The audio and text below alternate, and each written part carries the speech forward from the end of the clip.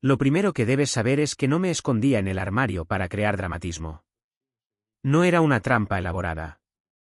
Estaba arreglando una puerta corrediza deformada en el armario de la habitación de invitados cuando oí voces que venían del pasillo. Su voz y la de él. Al principio, pensé que estaba hablando por teléfono. Pero no, la sé asterisco la voz estaba aquí, en casa, en nuestra casa. Y lo sé asterisco no que debes saber es que no se suponía que estuviera en casa. Ella pensó que estaba en el DMV. Estuve allí durante 20 minutos. Pero la fila era tan larga que me fui y volví antes, en silencio. Ni siquiera la llamé. Simplemente abrí la puerta, me quité los zapatos y fui directo a ese maldito armario para arreglarlo mientras aún tenía ganas. Así que, cuando entraron Delaney y su compañero de trabajo Theo, me quedé paralizado. Ni siquiera respiré. La puerta del armario estaba entreabierta. Y te juro que vi su mano rozarle la espalda cuando entraron en la habitación. Nuestro dormitorio de invitados, donde duerme su madre cuando nos visita.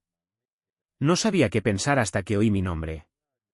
Creo que a veces se pone controlador, dijo, tirando algo sobre la cama. Su voz no era de enfado. Era peor. Tranquila, despreocupada, rió Theo. ¿Por qué no estuviste de acuerdo con el presupuesto de la campaña? Eso no es ser controlador. Es ser aburrido. Es seguro. Seguro como un Volvo, un chaleco salvavidas o una condena de prisión. Se quedó callada un momento, y entonces no te equivocas. Justo ahí, sin dudarlo. No, oye, no hables así de él. Ella asintió y pareció aliviada de decirlo en voz alta. No sé qué me pasó, pero me quedé en ese armario como una cobarde. No estallé. No grité. Me quedé allí sentado, con el corazón latiendo a 1000 por hora, intentando tragarme la bilis que me subía por la garganta mientras escuchaba a mi esposa dejar que ese cretino, engreído con camisa de marca, me insultara como si fuera un compañero de piso insignificante, no su marido. Y ahí fue cuando empezó la discusión. No entre ellos, sino entre Theo y ella. Empezó con una broma que él hizo. Algo sobre que ella se merecía algo mejor que esa casa. Que yo debería haber comprado algo más nuevo, algo más grande. Al principio se rió, pero luego se puso a la defensiva. No por mí, sino por su imagen, por su reputación en el trabajo. Theo insistió. Dijo algo sobre que ella jugaba a dos bandas. ¿Quieres parecer una esposa devota en la fiesta de la empresa y coquetear como si estuvieras soltera en el almuerzo? Fue entonces cuando alzó la voz. Pero aquí viene lo que de verdad me mató. Ella dijo, no malinterpretes esto. Sabes que me importas, pero él sigue ahí. Sigue presente. Como si yo fuera un problema logístico, un obstáculo. Él le respondió, o estás conmigo o no. Y sin dudarlo, ella dijo, entonces estoy contigo. No escuché nada más porque finalmente abrí la puerta del armario y me quedé allí plantado como un idiota. ¿Y qué pasó después? Solo dije una frase, solo una, 7 palabras. Pero esa frase resonó en la habitación como una cuchilla. Lo cambió todo. Y la hizo darse cuenta de algo que jamás esperó. Yo no estaba a salvo. Estaba acabado. Me quedé allí parado en la puerta, recién salido del armario, literal y emocionalmente, y ambos se congelaron. No como en las películas, donde la gente jadea y retrocede o tira una lámpara presa del pánico. No, simplemente me miraron fijamente como si yo fuera el intruso, como si hubiera cruzado algún límite que ellos mismos habían establecido, y ahora yo fuera el problema. Mi corazón latía con fuerza. Latía tan fuerte que apenas podía ver con claridad. Tenía las palmas empapadas, los labios me temblaban. La miré. A esa mujer a la que había besado para despedirme esa mañana mientras fingía que todo era normal, y dije lo primero que se me ocurrió. Te equivocaste de hombre, Delaney. 7 palabras, eso es todo. Pero abrieron algo en la habitación. El rostro de Theo cambió. Se giró como si quisiera desaparecer. Y Delaney no lloró. No gritó. No se inmutó. Simplemente me miró como si intentara calcular cómo darle la vuelta a la situación. No se suponía que estuvieras en casa, dijo finalmente. Eso es todo. Sin negación, sin disculpa, solo una observación fría y tajante, como si yo fuera un repartidor de Amazon que le había trastocado la rutina. La cantidad de veneno en esas palabras casi me dejó sin aliento. Ni siquiera recuerdo cómo respondí. Creo que me reí, no porque fuera gracioso, sino porque mi cerebro no sabía qué más hacer. Theo murmuró algo sobre irse y pasó a mi lado como si yo no existiera. No me moví. Simplemente escuché sus pasos resonando por el pasillo hasta que la puerta principal se abrió y se cerró con un clic. Y luego silencio. Un silencio ensordecedor. Delaney estaba sentada en el borde de la cama de invitados, como harta de estar en su propio lío.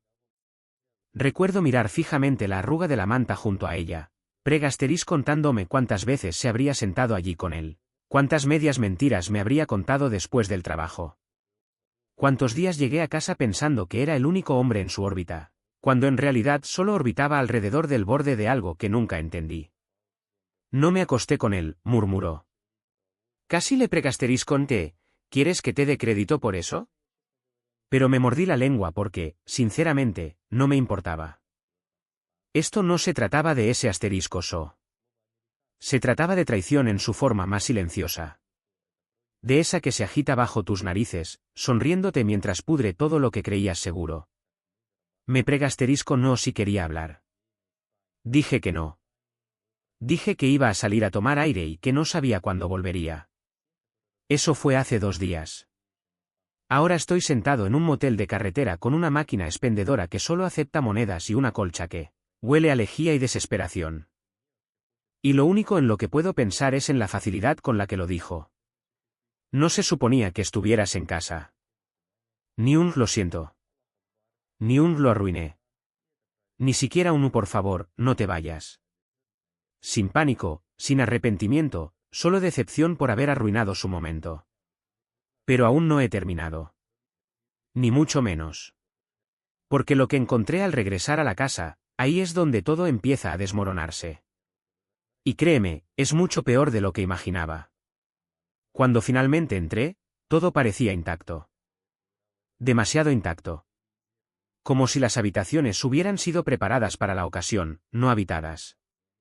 La cama de invitados estaba perfectamente hecha de nuevo, como si no soportara la idea de que quedara rastro al asterisco no.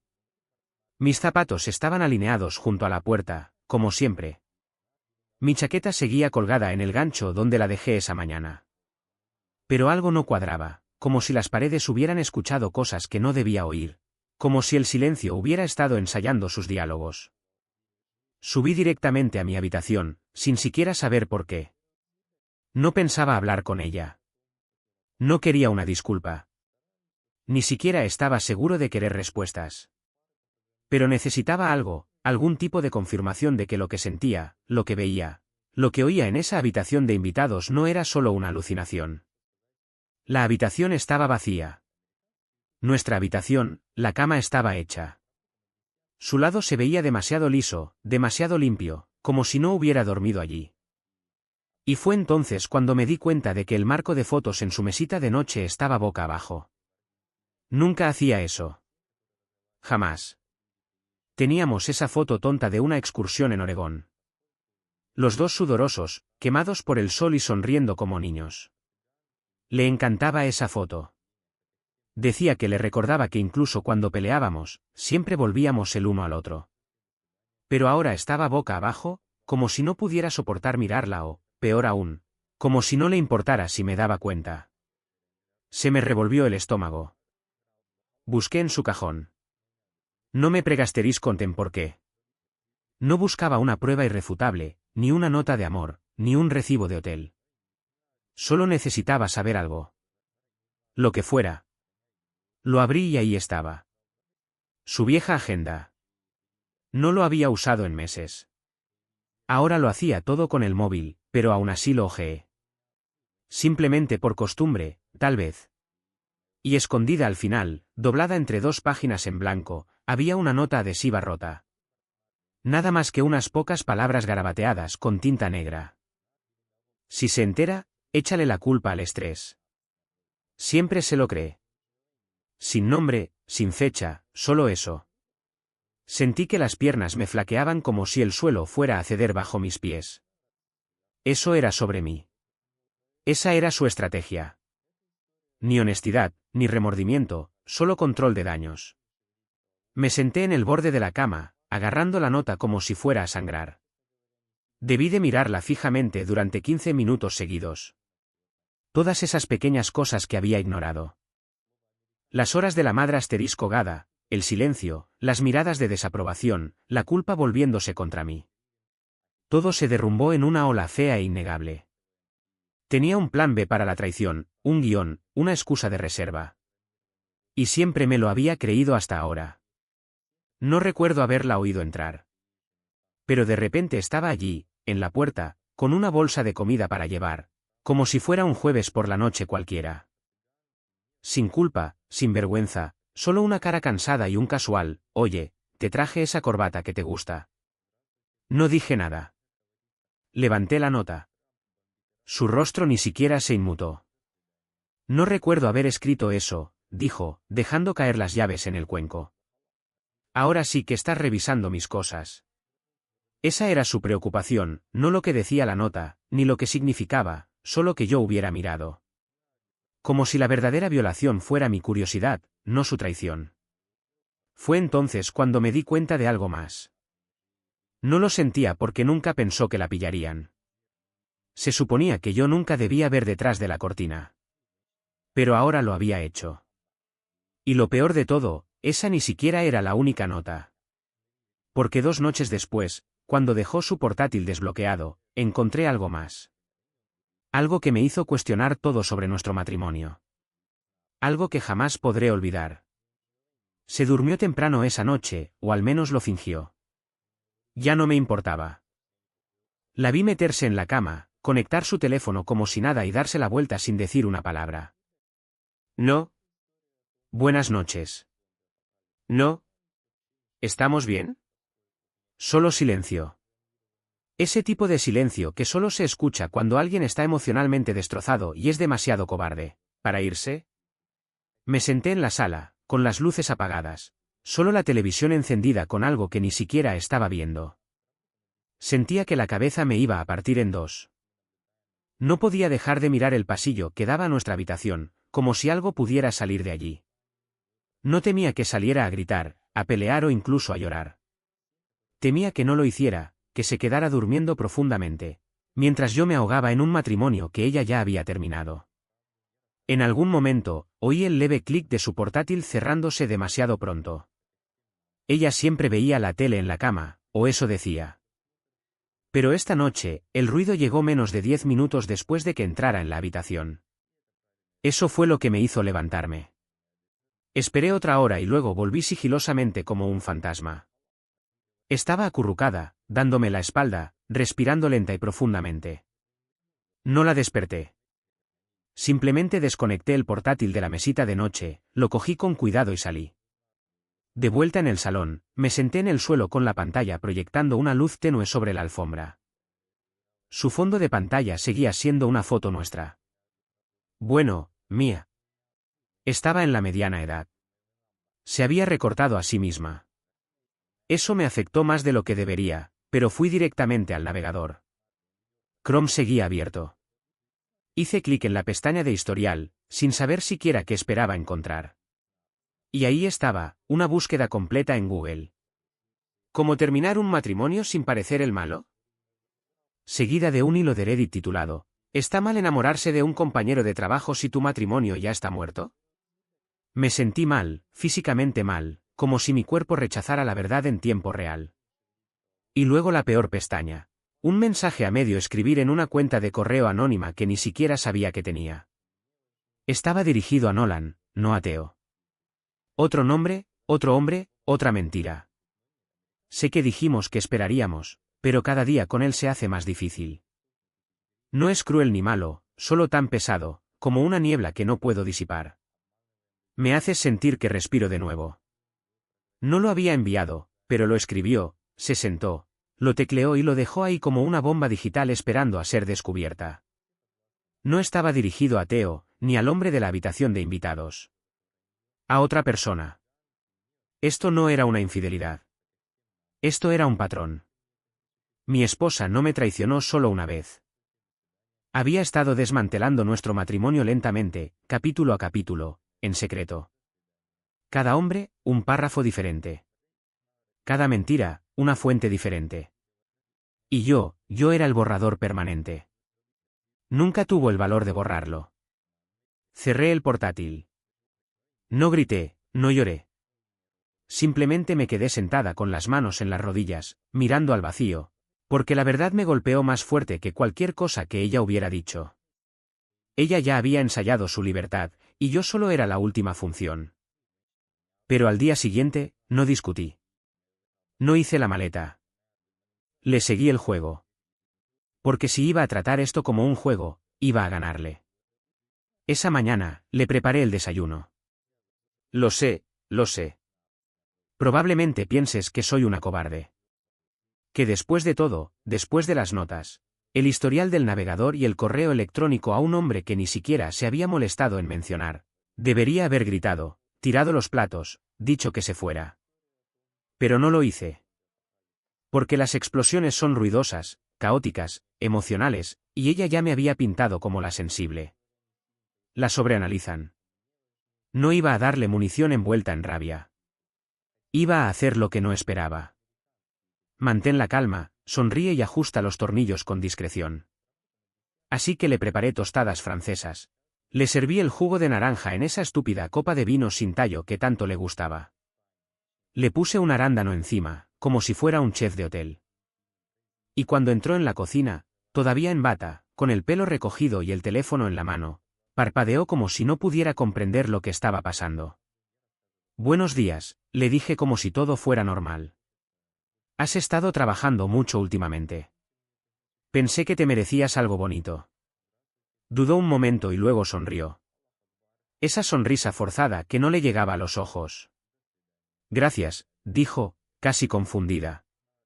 Pensó que no lo sabía. Perfecto. Durante los siguientes días, seguí el juego. Le di un beso en la mejilla al despedirme. Le conté por sus reuniones, me interesé por sus proyectos. Incluso me ofrecía recogerla del trabajo, lo cual, por supuesto, rechazó. Decía que iba con Nora o que tenía algún compromiso con el equipo. Fingí creerle. Le dije que confiaba en ella. La dejé pensar que tenía el control. Mientras tanto, yo recopilaba toda la información. El no correo electrónico, el que sí envió, lo encontré en la carpeta de enviados de la misma cuenta secreta. Le escribió de nuevo a Nolan, diciéndole que lo echaba de menos y que sentía que vivía dos vidas.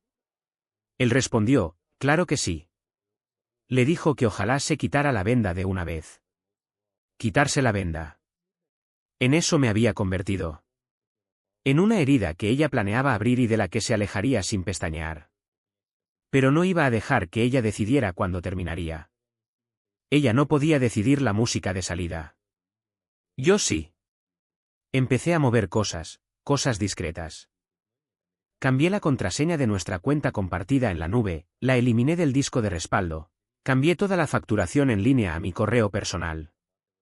Incluso revisé la escritura de la casa, y gracias a Dios, estaba solo a mi nombre. Comprada antes del matrimonio, nunca actualizada. Luego visité a un abogado discretamente, en privado. Pagué en efectivo porque sabía que ella seguía revisando la cuenta conjunta de vez en cuando. Hice copias de los correos electrónicos. Me los reenvié a una carpeta bloqueada. Los imprimí, los sellé en un sobre y los puse en el fondo de mi caja de herramientas en el garaje, lo único que ella nunca toca. Cada noche, me acostaba a su lado fingiendo dormir y la escuchaba. Ella le enviaba mensajes de texto bajo las sábanas. Se rió una vez.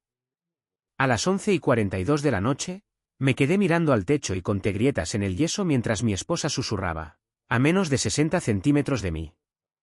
Pero ya no quería ser el tipo que se esconde. Iba a demostrarle que estar a salvo no significa ser débil. Que estar callado no significa ser ciego. Que podía ser frío, más frío de lo que jamás hubiera imaginado. Y ya había empezado con su trabajo porque Nolan cometió un error. Usó el correo electrónico de la empresa. Y a recursos humanos le encantan los correos como el suyo. Fue casi demasiado fácil. Ni siquiera tuve que fingir ser justo o vengativo.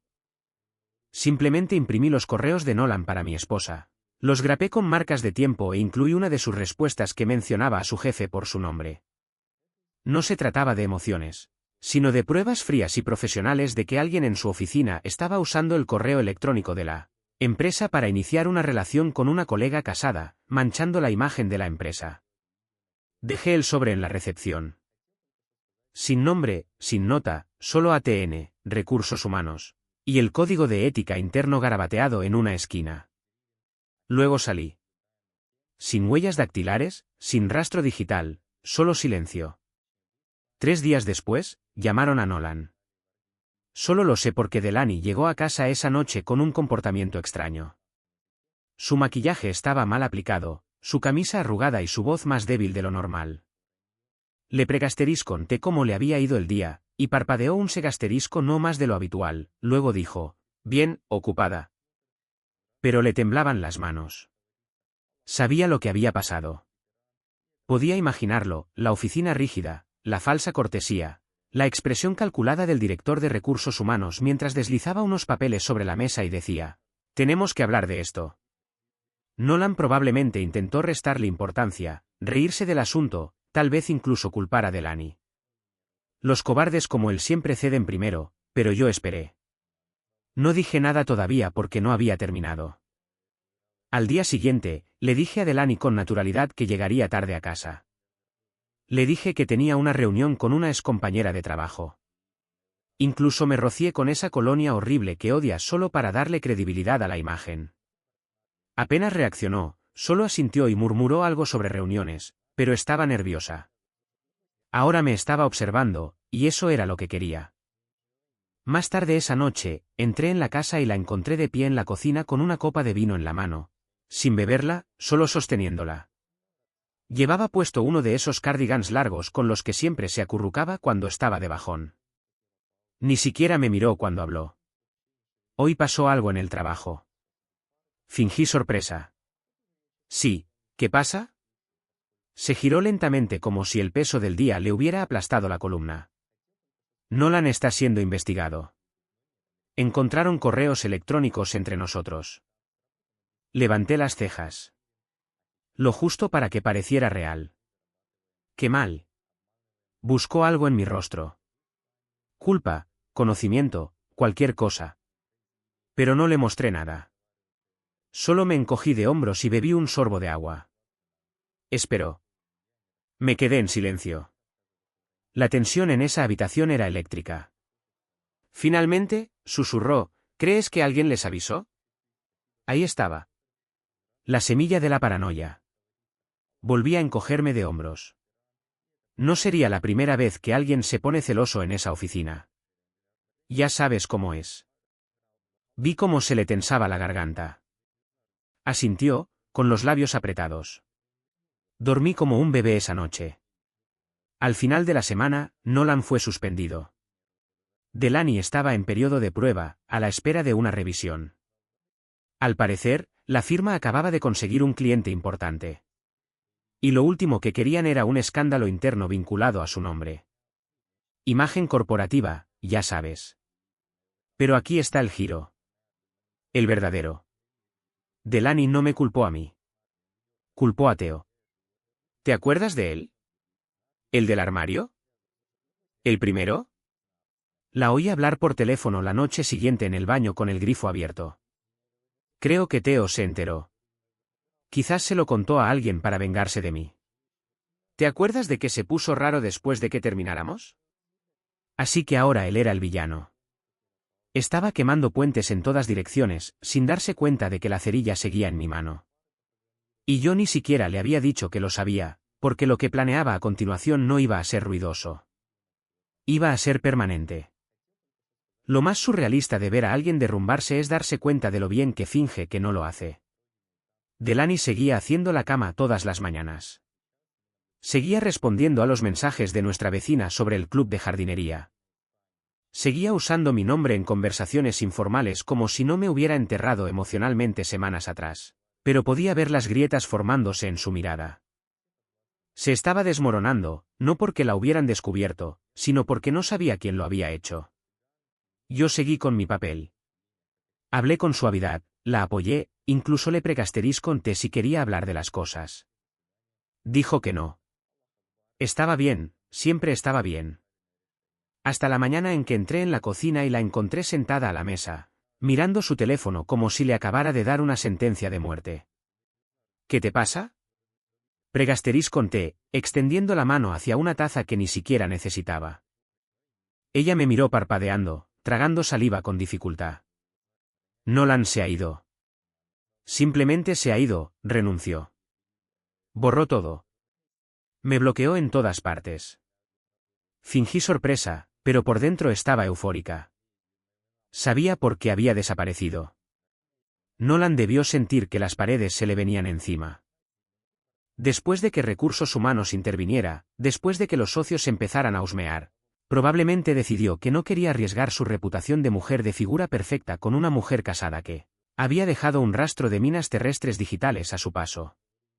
Pero Delaney se veía pálida, presa del pánico. No dejaba de susurrar para sí misma como si intentara reescribir la historia en tiempo real. Debió de creer que tenía más control del que realmente tenía. Y fue entonces cuando hizo algo que no esperaba. Me pidió disculpas. Dijo que había estado distante, que había dejado que el trabajo se interpusiera entre nosotros, que había estado emocionalmente confusa y que necesitaba tiempo para aclararse. No confesó, en realidad no. Pero me soltó una de esas medias verdades envueltas en un vago remordimiento. El tipo de disculpa que dice, no me arrepiento de haber sido infiel, solo de haber estado a punto de que me descubrieran. Simplemente asentí. Le dije que no pasaba nada, que lo entendía, que podíamos reconstruir nuestra relación. Parecía tan aliviada, como si creyera que aún tenía una oportunidad de arreglar el desastre sin admitir nada. Y mientras ella se dedicaba a susurrarme falsas promesas al oído esa noche, yo estaba ultimando lo único de lo que no podía escapar, mi salida. Llevaba semanas moviendo dinero. Pequeñas cantidades, lo justo para no levantar sospechas, transferidas de nuestras cuentas conjuntas a una cuenta de ahorros privada cuya existencia desconocía. Ya había hablado con el agente inmobiliario. La casa saldría al mercado el lunes siguiente. Venta rápida, solo pago en efectivo. Ya había 2 inversores interesados. Yo no me iría de la casa. Ella sí. Y en cuanto a los gatos, tenían mi microchip. La maleta ya estaba en el maletero de mi coche. Ropa, documentos, copias de todo lo que había escrito. Un teléfono desechable, la llave de un trastero, incluso una copia del acuerdo prenupcial, ese que olvidó haber firmado cuando me rogó que confiara en ella hace tantos años. Despertaría en un vacío y solo para hurgar en la herida como lo hizo con aquel maldito correo electrónico. Le había escrito una nota, una sola línea impresa en el mismo papel que usaba para escribir sus listas de tareas falsas cada semana. Tú tomaste tu decisión. Yo solo tomé la mía. Todo porque ella no necesitaba un colapso. Necesitaba silencio. Un silencio final, frío y limpio. Pero ni yo esperaba lo mucho que se derrumbaría al leerlo. Me fui justo antes del amanecer. No di portazos. No dejé un mensaje de voz dramático.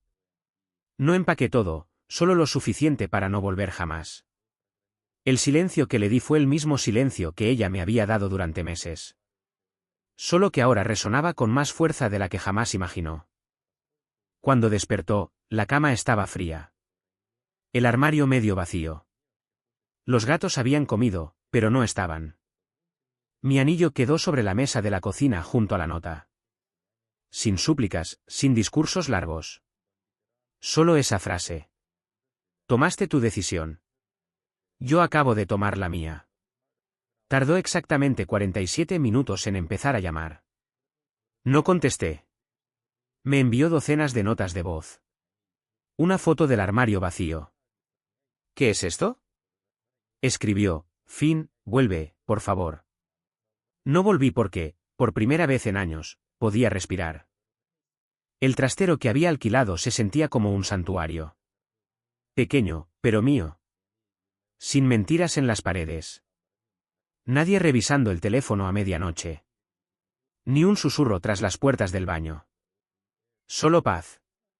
La primera noche dormí en un colchón inflable, bajo una manta que no había compartido con nadie más que conmigo mismo en 6 años.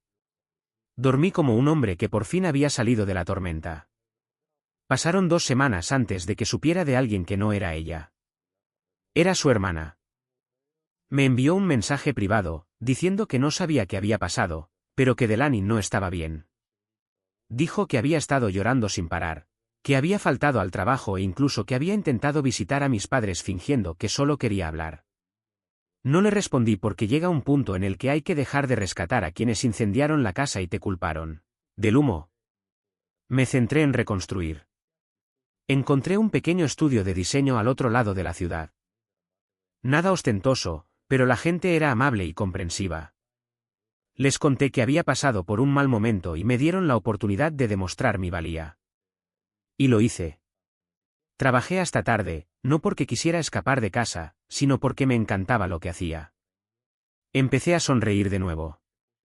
Una noche me encontré con una vieja amiga de la universidad en una librería. Se llamaba Clara. Hablamos de novelas poco conocidas y tazas de café feas. Sin expectativas, solo una conversación sincera. 3 semanas después, comimos juntas. 2 meses después, no podíamos parar de escribirnos. Claren sabía del divorcio. Le conté la verdad poco a poco. No se inmutó. No me compadeció. Simplemente escuchó.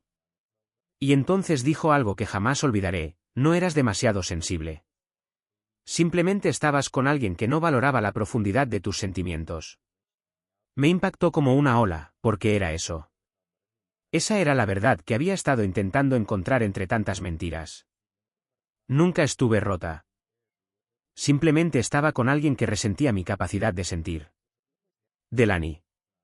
Todavía me envía mensajes una vez al mes, normalmente después de medianoche.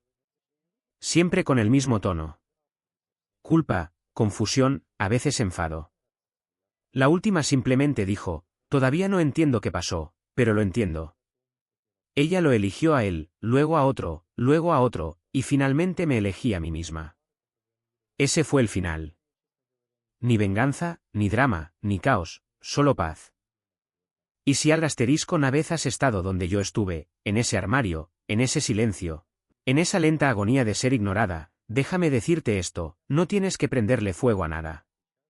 Simplemente sal en silencio, con orgullo, para siempre, y te sorprenderá lo hermoso que se siente el mundo cuando dejas de rogarle a alguien que te vea y empiezas a verte a ti misma de nuevo.